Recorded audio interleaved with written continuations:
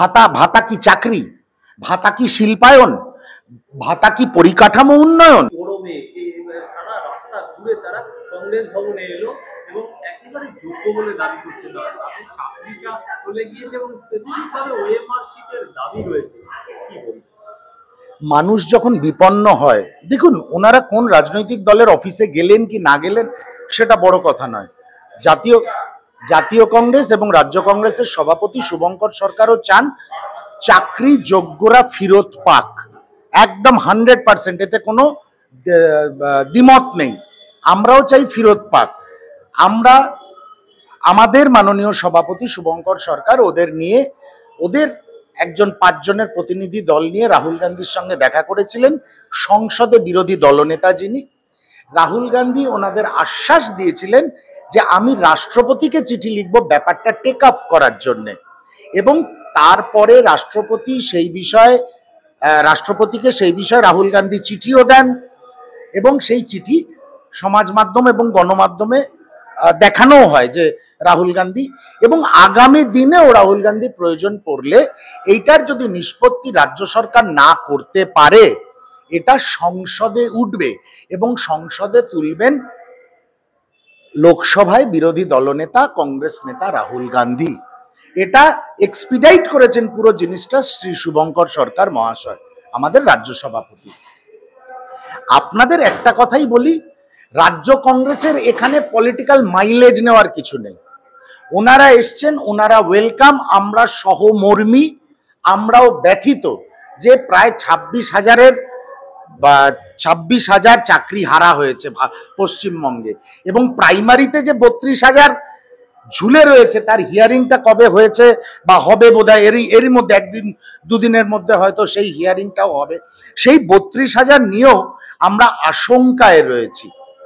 বিষয়টা কি জানেন তো, আপনি যখন শিক্ষার মতন একটা পেরিফেরিতে পরিসরে দুর্নীতিকে ঢুকিয়ে দেবেন, শিক্ষাঙ্গনকে বা শিক্ষা দপ্তরকে ব্যবহার করে পয়সা রোজগারের চিন্তা ভাবনা করবেন, তখন মানুষেরই দুর্গতি হবে।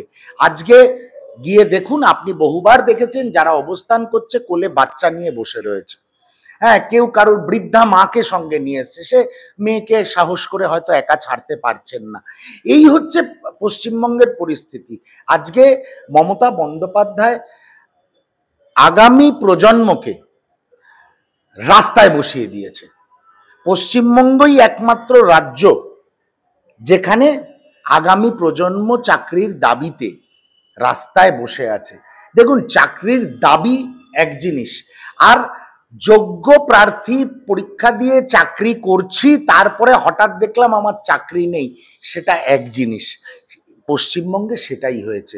এর বিরুদ্ধে জাতীয় কংগ্রেস, প্রদেশ কংগ্রেস সভাপতি শুভঙ্কর সরকার সহ আমরা যারা কর্মীরা আছি, আমরা এই চাকরিহারাদের পাশে আছি।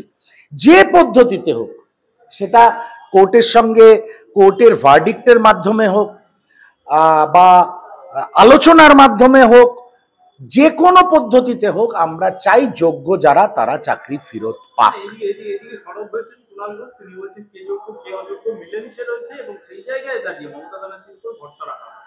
মমতা বন্দ্যোপাধ্যায় বা এসএসসি কি করবেন এ বিষয়ে? ওনারা তো টোটাল জিনিসটাকে জট পাকিয়ে দিয়েছেন। ওনারা কি ওই পুরনো কথায় ফিরে চাল আর কাঁকড় আলাদা করতে পেরেছেন এখন অব্দি? মামলার কারণ মামলা তো হবেই। যোগ্য প্রার্থীরা যদি দেখে তাদের চাকরি চলে গেছে, তা মামলা তো করবেই লোকে। যারা মামলা করেছে তাদের দোষ দিয়ে লাভ নেই। যে তৃণমূলী চোরগুলো চুরি করেছে তাদের দিকে আঙুল তুলুন। মমতা বন্দ্যোপাধ্যায় তাদের দল থেকে তাড়াক, এই বাংলার রাজনৈতিক পরিসর থেকে তাদের তাড়াক। আজকে মমতার জন্য আগামী প্রজন্ম বিপদের মুখে, বিপদের সম্মুখে। কি চেষ্টা করছে? ভাতা দিয়ে কি হবে? ভাতা কি চাকরি, ভাতা কি শিল্পায়ন, ভাতা কি পরিকাঠামো উন্নয়ন? ভাতা হচ্ছে নিজে পপুলার হয়ে আর 2026-এর বিধানসভা নির্বাচনের দিকে তাকিয়ে সেই ভোটটাকে কুক্ষিগত করা। কিন্তু বাংলার মানুষ বুঝতে পারছে না। বাংলার মানুষ খুব ভালো বোঝে, ভাতা মানে উন্নয়ন নয়, ভাতা মানে কলকারখানা নয়, ভাতা মানে চাকরি নয়। ভাতা বড়জোর মা বোনেদের হাত খরচা হতে পারে, কিন্তু আগামী প্রজন্ম তার ঘরেই যারা আছে তাদের তো শাহজাহানরা এসে বলছে যে এই মদের বোতল রাখ, কাল সকালে দলের মিছিলে আসবি, তো আমরা দেখেছি। সেই জন্য ওই ওই ওই ভাতার কোনো ভ্যালু নেই। ভাতা দিয়ে পরিকাঠামো উন্নয়ন হয় না, ভাতা দিয়ে শিল্পায়ন হয় না, আগামী দিনেও হবে না। শেষ প্রশ্ন করবো, এই যে 26 হাজার চাকরি প্রার্থীদের মধ্যে থেকে যারা প্রতিনিধিত্ব করতে এসেছেন এবং দেখা করতে এসেছেন, তাদের বৃহত্তর আন্দোলনে কংগ্রেস কি পাশে থাকবে? সবসময় আছে, সবসময় আছে। তাদের অবস্থানে, তাদের আন্দোলনে, তাদের আগামী দিনের আকুতি মিনতিতে, সব জায়গায় প্রদেশ কংগ্রেস সভাপতি শুভঙ্কর সরকারের নেতৃত্বে প্রদেশ কংগ্রেস পুরো তাদের পাশে থাকবে। প্রয়োজনে আমরা আইনি সহায়তাও দেবো।